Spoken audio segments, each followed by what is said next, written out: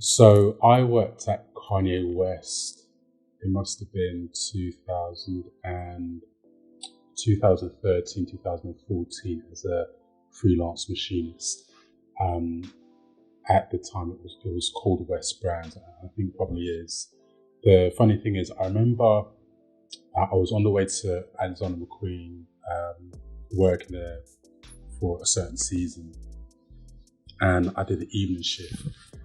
And on the way there, a silver Mercedes pulled up in front and then turned right into this underground car park. And I guess the Mercedes caught my eye because it was so polished. It was like brand new off the showroom. And I managed to follow it, and I saw the person I got, and I was like, oh wow, that's Kanye West. But he just moved so quickly into the building with his security guards, and yeah, there was no time to get your phone out or do anything. And then, so a year later, my agent calls me up and they say, oh, Emile, you're available to work at Kanye West.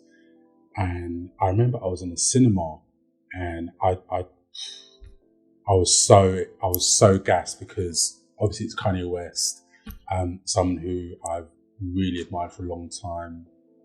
I didn't really know too much about his foray in the fashion industry, but I mean, yeah, if Kanye West wants you to work for him, then yeah, I'm definitely going to say yes. There's no way I'm going to say no to Kanye West. So it was an evening shift, probably started about 7 o'clock. There were a few people that I met on the job that I'd known for a number of years. Now, when we first get there, well, my agent told me that you have to wear black, and we had to sign this kind of NDA and kind of contract thing that said that we weren't going to look Kanye in his eyes when working there, which was a bit weird. I never actually signed the contract. I think there was so much going on that night that I never actually got to sign it.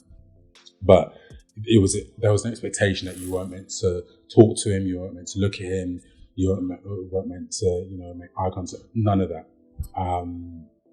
I guess it was a bit of a red flag for me, but in all honesty, you're there to work, so who cares?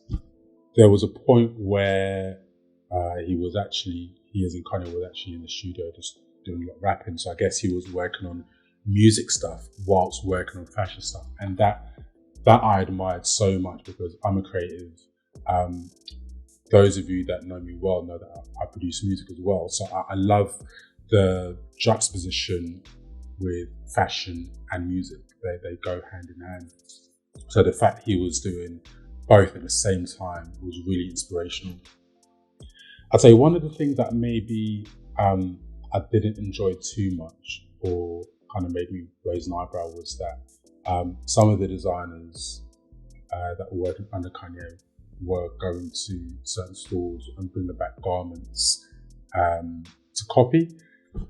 And it was just a different way of doing things that I'd never seen in my time at working for all these other brands. But you're a cog in the wheel, so you follow what you've been told to do. The reason why my cohort of technicians was brought in was, I think, the previous range that had been done.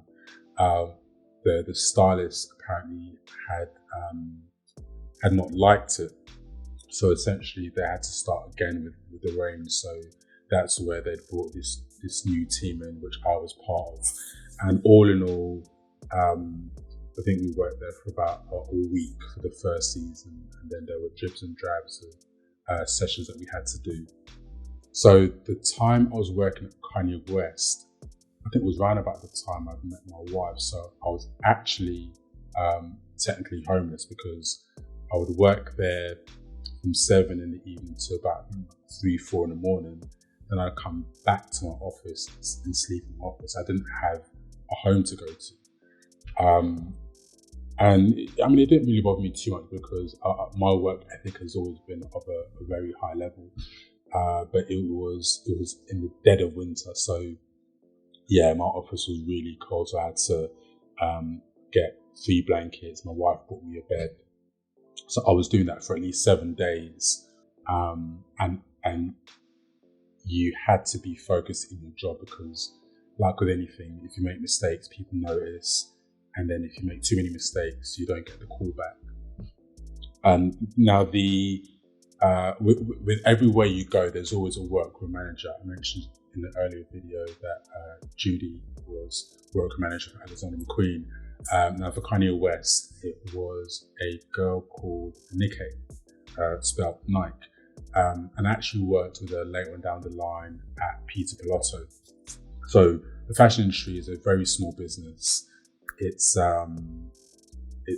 very much on reputation. So if you kind of show your ass at one job, word will get around and you won't get invited back to anywhere.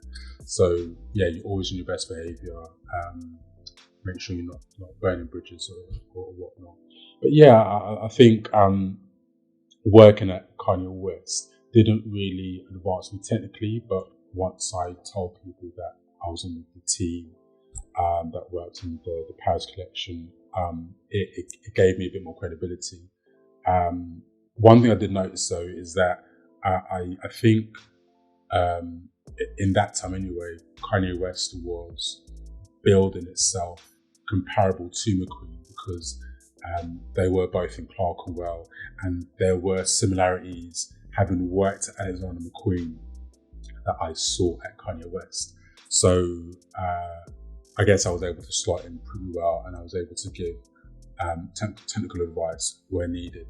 But yeah, all in all, it was a great notch to have on my CV working at Kanye West.